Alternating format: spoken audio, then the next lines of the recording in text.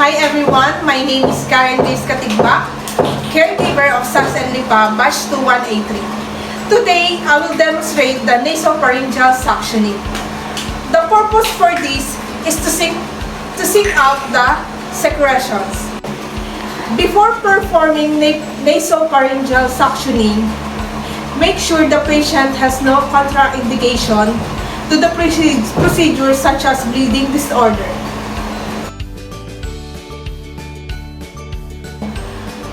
Perform hand hygiene.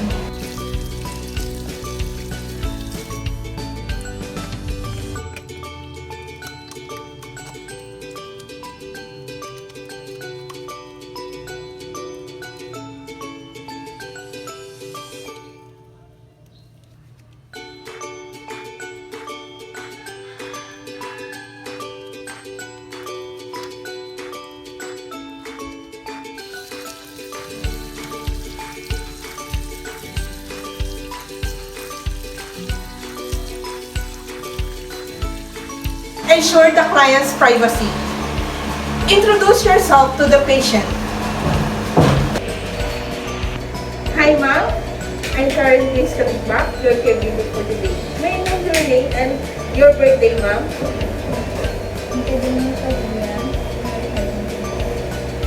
Thank you, ma'am. Help the patient into a semi-Fowler's position or sitting position. Prepare your equipment by connecting one end of the tubing to suction machine. Turn the suction device on. Set the pressure into the lowest level possible that will effectively clear the secretions. After checking the pressure by blocking the end of the tubing, place the open-ended tube near the patient within the easy range of your work area. If a drape is available, place it across the patient's chest or on the overbed table. Pour sterile water into it with about 100 milliliters. Open the water-soluble lubricant and squeeze it here.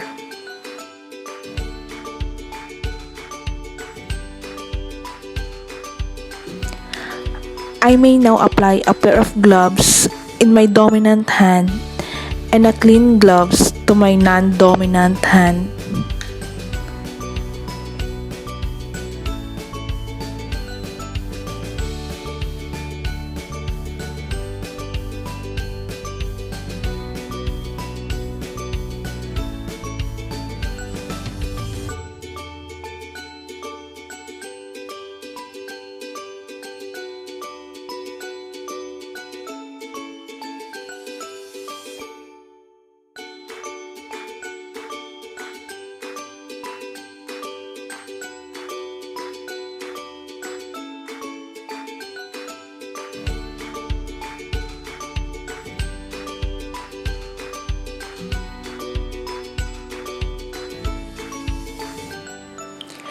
And using a dominant hand to pick up the connecting tubing and attach the catheter to the tubing to make sure that the equipment works properly.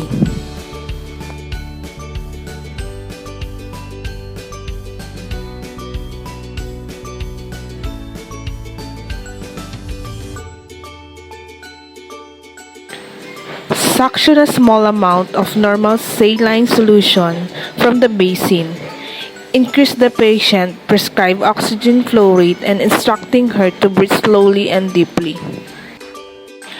Light coat 6 to 8 cm or 2.4 inches to 3.2 inches of distal end of the catheter with the water-soluble lubricant. Ask the patient to inhale deeply, using my dominant thumb and forefingers to insert the catheter gently but quickly as she inhales. As I insert the catheter, do not cover the catheter vent.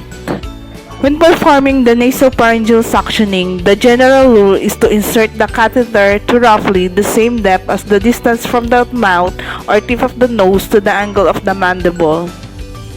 In adult, that about 16 cm or 6.4 inches. If performing nasotracheal suctioning, insert the catheter about 20 cm or 8 inches in an adult. In some instances, turning the patient's head can help you suction more effectively. Turning it to the right will help you reach the left main stem bronchus. And turning it to the left will help you reach the right main stem bronchus. Continue suction by placing my non-dominant thumb over the vent of the catheter for 15 seconds. At the same time, slowly withdraw the catheter as I roll it back and forth between my dominant thumb and forefinger. Encourage the patient to cough. Instruct her to inhale deeply. And assess her that need to repeat suctioning procedure. But don't perform more than 2 passes.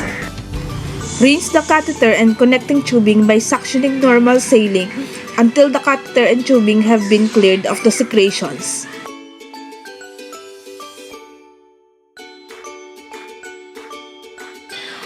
When I'm finished suctioning, detach the catheter from the connecting tubing.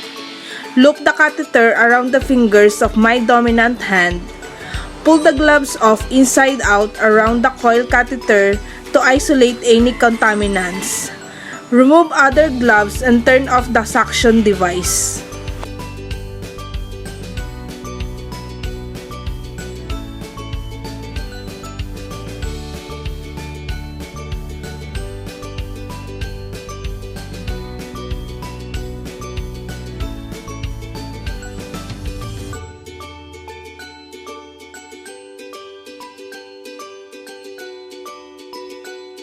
Dispose all the supplies in appropriate receptacle.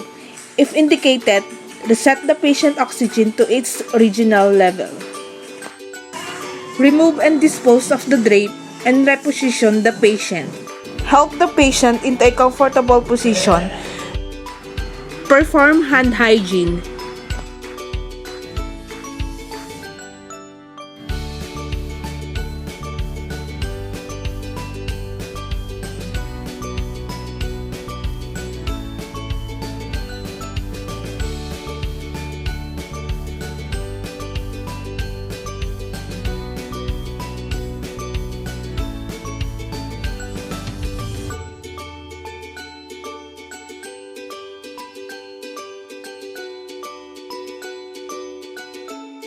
Document the procedure including the pre- and post-suctioning assessment, the amounts, consistency, and the color and odor of the patient's secretions, and the size of the catheter that I'll use, and the patient's response to the care.